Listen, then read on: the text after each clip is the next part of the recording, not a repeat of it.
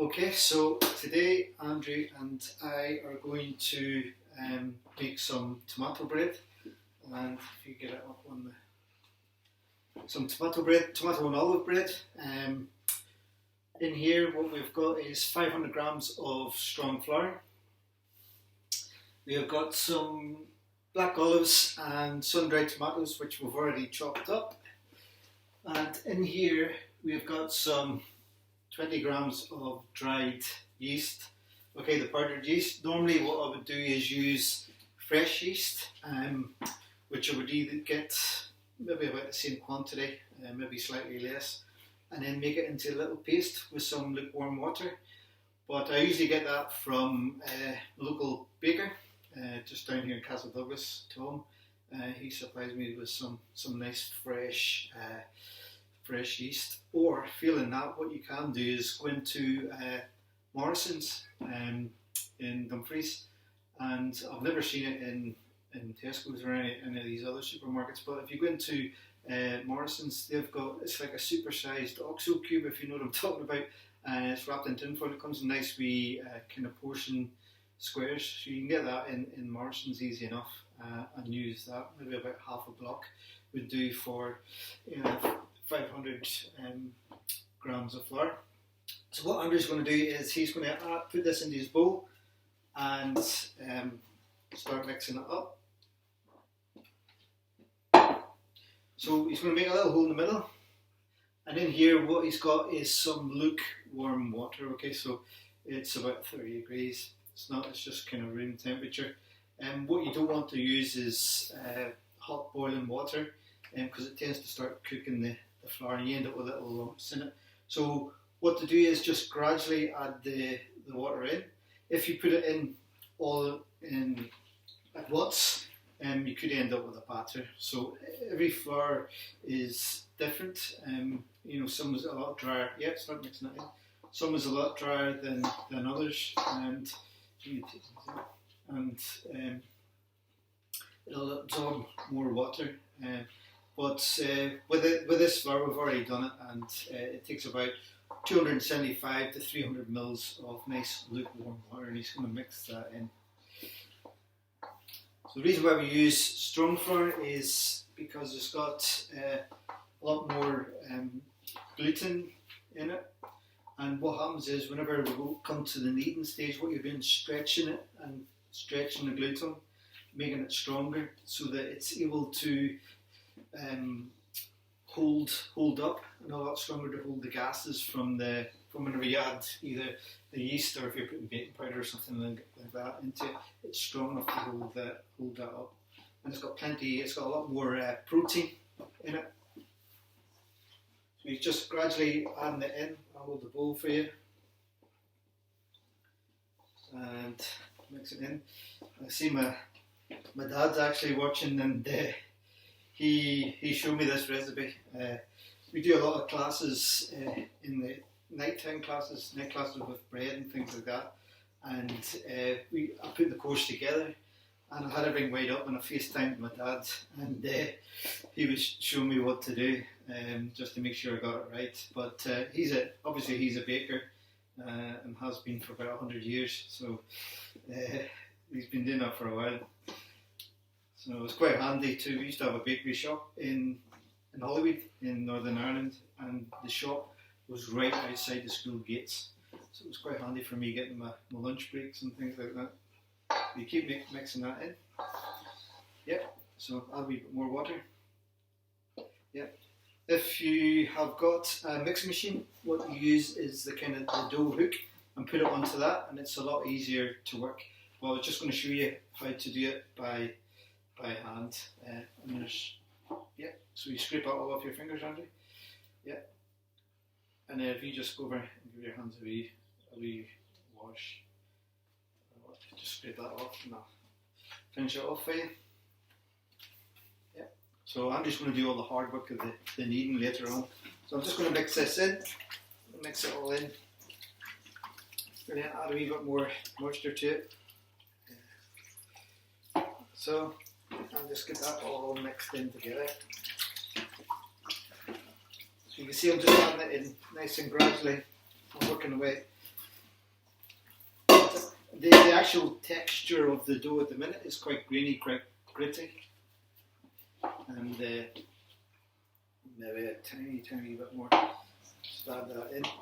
So what you're trying to do is stretch all the gluten and get a nice kind of smooth, almost like a kind of plasticine kind of consistency.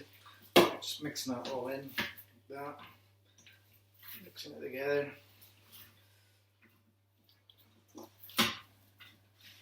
And then what we'll do is a little bit of flour, not too much, and just put it on the bench, move these out of the way. And then what Andrew's going to do is he's going to knead it, which is going to stretch, as I said before, stretch all the gluten and get all the protein active in there, so that it traps all the gas. So what he's going to do is going to use the heel of his hand and then just pull, roll it back, turn it round, and then stretch it out. Yeah, and really stretch and get all that gluten stretched. A wee bit more flour, just a wee bit. Yeah. So what you don't want to do is just play about with it like that, because it does no good. Okay. So he wants to really use his muscles, push down in, stretch it. So you see him ripping and stretching it, and rolling it up, and turning it around. You take this element. Yeah. Stretching it, rolling it up, and turning it, stretching it, and rolling it up. Okay, so he's going to continue doing that for a wee while.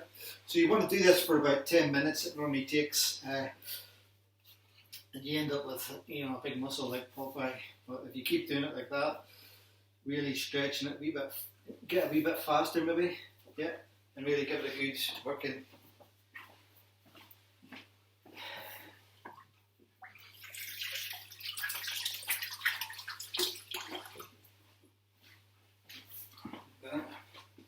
So a lot of these things that we're doing, like the carrot cake and the tomato bread, is part of a craft bakery course that we do. We were kind of near the end of the assessments of one I was doing with the Castledouglas High School, and then we were about to start one in the college before all this kind of lockdown started. We've done one in Stranraer, but this is a really, really good course. You cover everything in pastry over 13 weeks, so it's quite intense, and bread being one of the days. And then on the final week, what we do is a kind of bake-off, a bit like a TV programme, where you make your kind of showstopper cake at the end, and we get local celebrities in, local bakers in to judge it, and it's quite good fun. The course is really, really quite good fun. You make about 5 products every week. So things like fondants, you make Jaffa cakes, you make little pork pies, things like that. So we'll just pretend that Andrew's been working away at this for about 10 minutes. So he's really stretching it. And if you feel that, Andrew, you can feel the difference in the texture from before. Yeah. So it feels, if you just feel it. Yeah, so you can feel it's like almost like kind of plasticine. So what he's going to do is going to roll it like the shape of a little brain. Okay. Yeah, that's good. That's a brain shape. Yeah. So then we're going to put in some of this beautiful Scottish oil, Scottish rapeseed oil. Put that in, and we're going to swirl that around and make sure it's well coated, so once it starts to proof, it'll slip up the sides and it'll come out really, really easy. What we're going to do is we're going to prove it in our oven at about 50 degrees.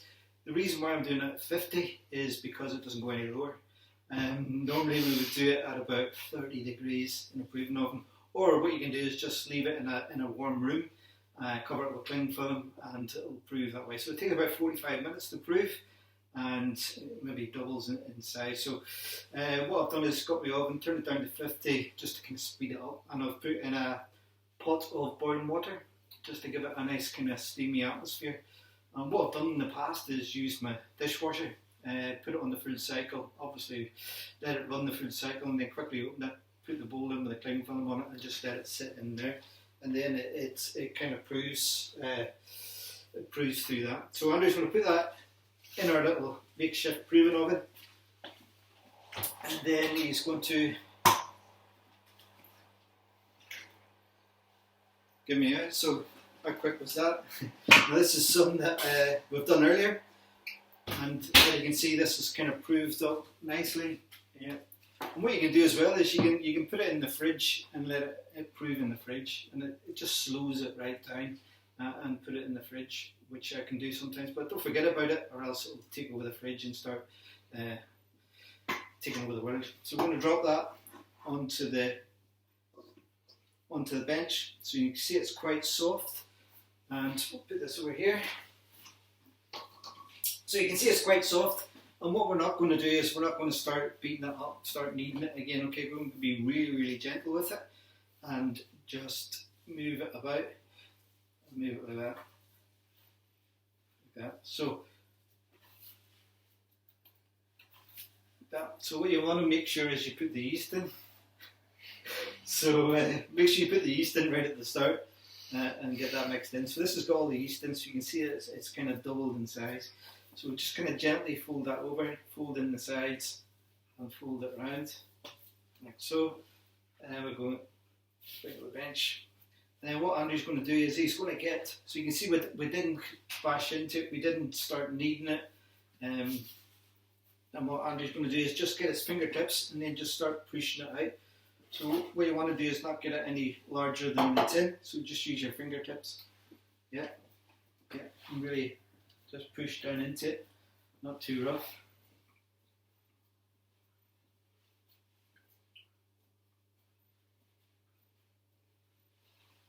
Like that. So we've done that. So then we've got our chopped sun-dried tomatoes and our olives. If you don't like olives, you can substitute it with something else. You can put some garlic in it, things like that. So then we're just going to put that, spread it on the top, like so. So you can see that's going on the top. We've got all the oil and the juices from the sun-dried tomatoes. So we're putting that on, like that. Beautiful. Spread it all on.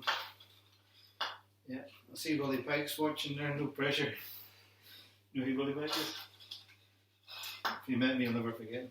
Anyway, so what to do is get your fingertips and then just gently push that tomato down into the dough. So you start doing that, Andrew, and I'll go and give my hands a little wash.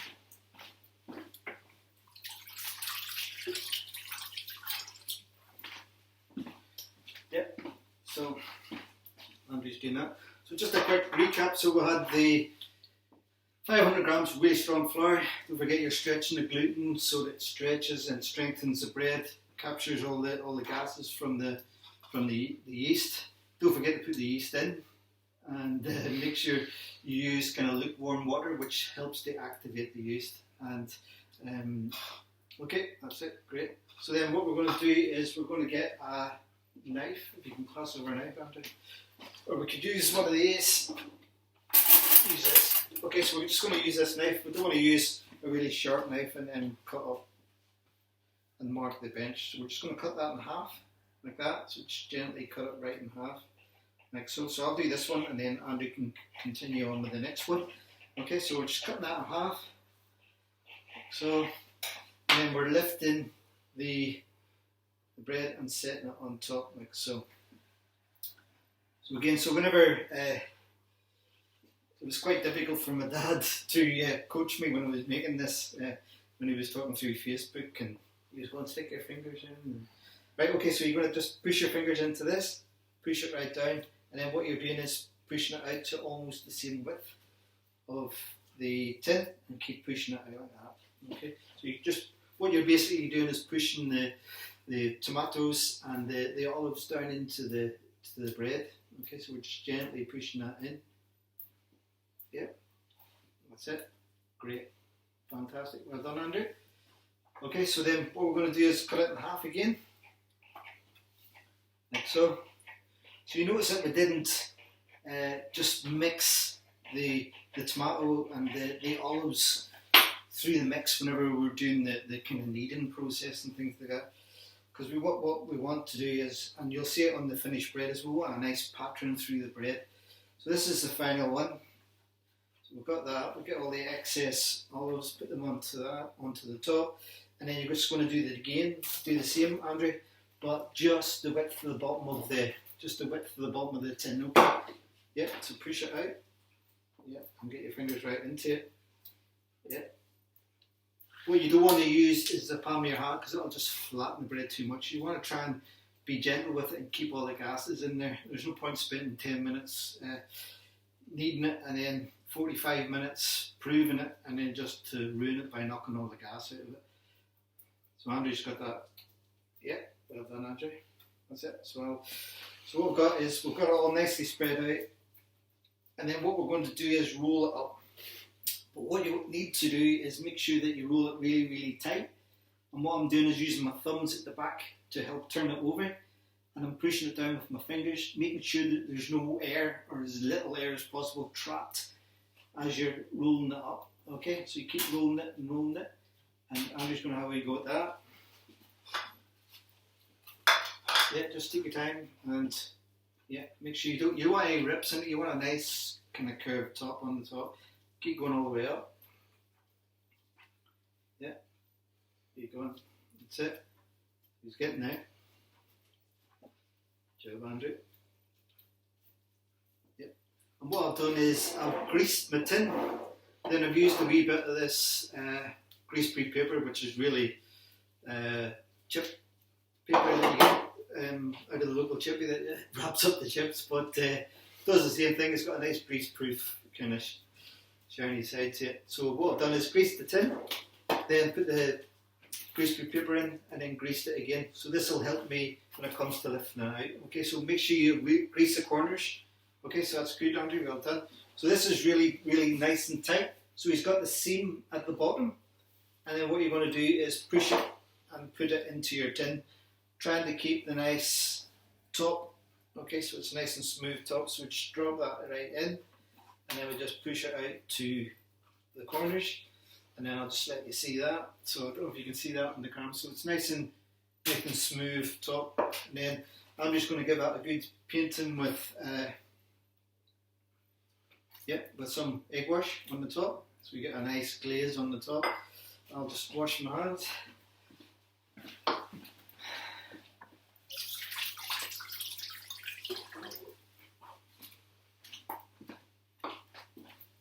So we're going to I'll put this into the proving oven. Andrew's going to collect the one that we've got proven in the back kitchen.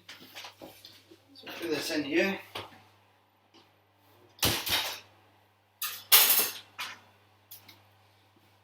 I'll just give this a quick wipe down.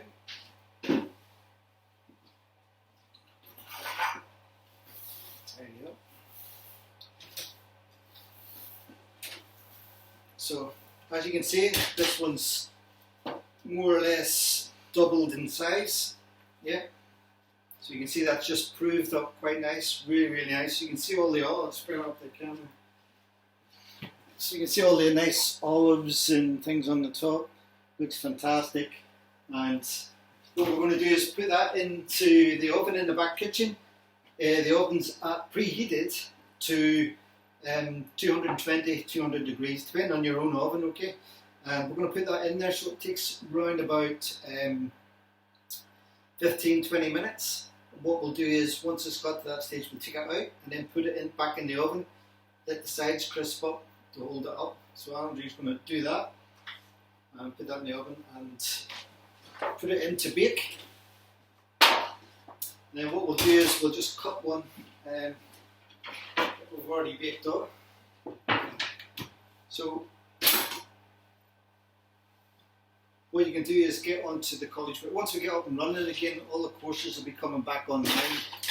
We'll be doing a bread class, we do pasta, and you can see there's one nicely baked. Okay, so you've got a nice golden top on the top. Then what I'll do is I'll just do a slice of that. Hopefully it's baked okay. So nice crispy top. Put the red down, like so. Yeah, I don't think my dad could bake better than that. So there you got a nice slice with the bread all the way through it. You should be able to see, I don't know if you can see it on that camera, but you'll see a nice kind of swirl. And as you can see, there's no air pockets in it. Okay, so what we normally do with this is cut a slice, toast it, or you can put it in the oven, put on some a little bit of mozzarella, some cheddar cheese, grill it, cheese on toast, tastes a wee bit like a pizza. But this is really good. The boys love it, and they make their salmon, just makes it a wee bit more tastier. And that is basically it. So tomorrow, what we're going to do is we're going to have a bash at doing some barbecue. So we're going to get a bit of Tom Grayson's, a wee bit of his beef, and a bit of rum. We're going to marinate it, and we're going to serve it with some rocket leaves and a dressing and things like that. So we're going to do that outside. So hopefully it'll be nice and quiet, and we can do that tomorrow. So make sure you tune in tomorrow to see a nice, quick kind of barbecue dish that you can do. Okay, right. Thank you.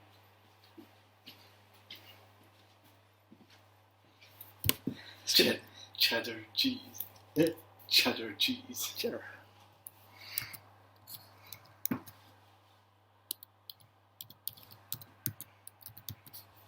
I think it was many watching it this time. Didn't seem to be loads of wee thingies going up. It's because it's bread.